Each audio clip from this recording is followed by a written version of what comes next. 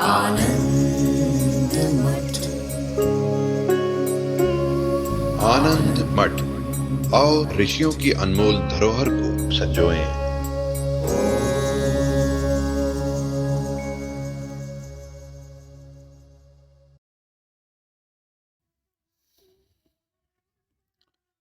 गुरु शरण में योग्य शिष्य को श्रवण से वह ज्ञान प्राप्त हो जाता है। इसमें वास्तव में क्या घट रहा होता है, शिष्य की बुद्धि में इस रहस्य को कृपया स्पष्ट करें।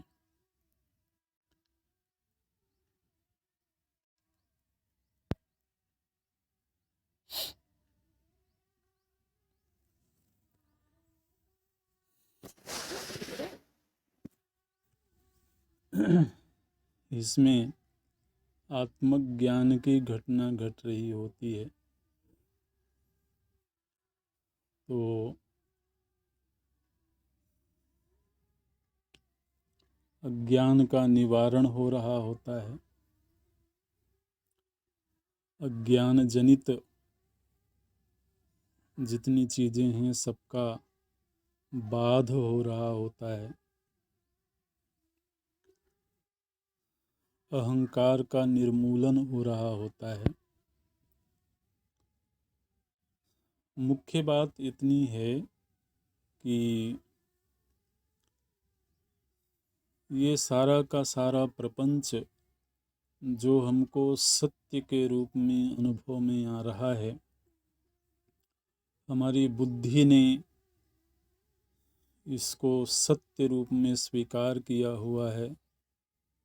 इस प्रपंच के प्रति जो सुख बुद्धि बनी हुई है, सत्य बुद्धि बनी हुई है, महत्व बुद्धि बनी हुई है, इन सब का मूल एक ही है, अज्ञान।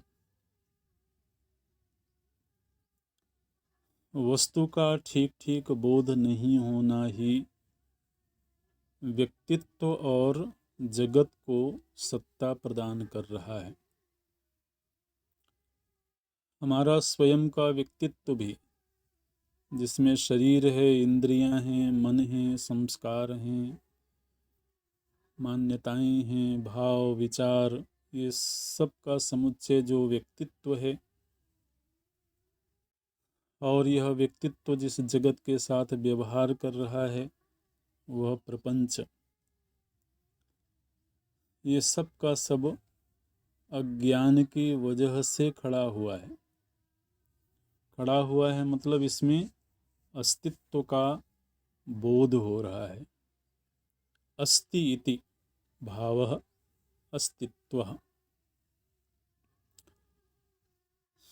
तो जिस क्षण उस अज्ञान की निवृत्ति होती है, उस क्षण में ये सारा का सारा प्रपंच प्रतीति कोटि में चला जाता है। प्रतीति कोटि का अर्थ है यह प्रतीत तो हो रहा है लेकिन है नहीं। जैसे कि यदि स्वप्न देख रहा व्यक्ति स्वप्न के प्रपंच में हो और वहीं पर वो जाग जाए,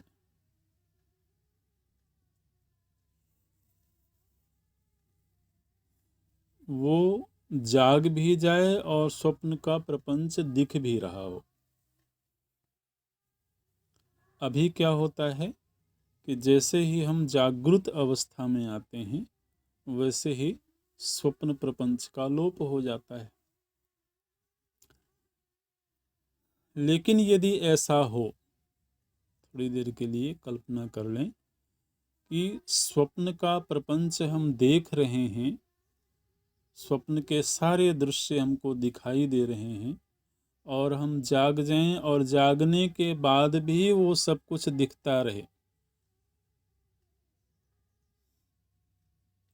तो उस दिखने वाले प्रपंच के प्रति बुद्धि में क्या भाव बनेगा? ये सब का सब दिख रहा है, इसके साथ व्यवहार भी हो रहा है, लेकिन यह केवल एक कल्पना है। इसमें से कुछ भी सत्य नहीं है।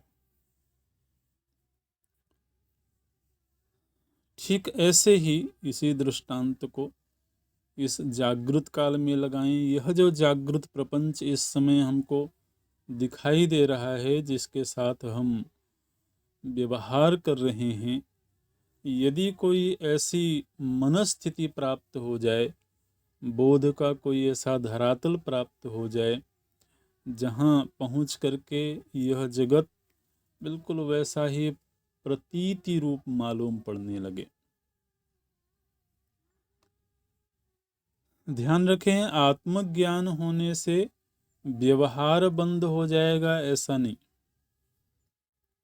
अथवा जगत का दिखना बंद हो जाएगा ऐसा भी नहीं, है ना। कोई अगर ये कल्पना करता हो कि किसी को यदि आत्मज्ञान की प्राप्ति हो गई तो अब जगत तो नष्ट हो गया,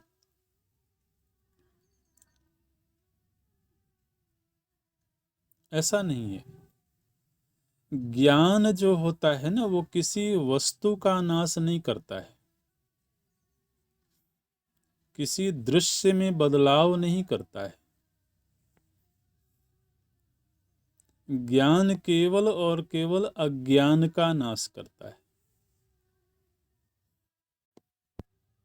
और वो अज्ञान बुद्धि में है, किसी बाह्य वस्तु में नहीं।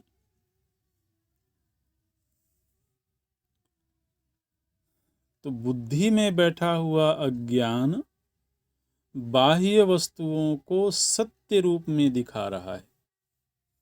वो वस्तु सत्य है या नहीं, लेकिन हमारी बुद्धि ने ऐसा स्वीकार किया हुआ है कि वो सत्य है।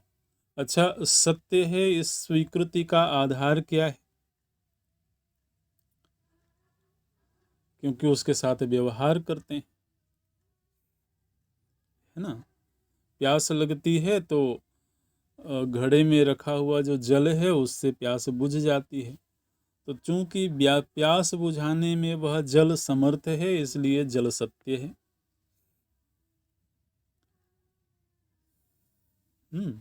इसको शास्त्रीय भाषा में बोलते हैं अर्थ क्रियाकारित्वम। जिसमें अर्थ क्रियाकारित्व है वो सत्य है, ऐसा दर्शन की भाषा होती है। अभी उसका विस्तार नहीं करेंगे। तो लेकिन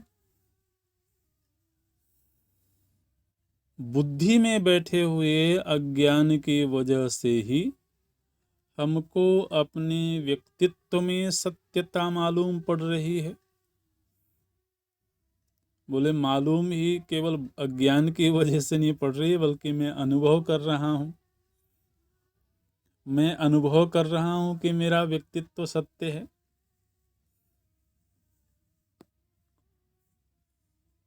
जब हम स्वप्न देख रहे होते हैं तो वहां भी हमारा कोई व्यक्तित्व होता है।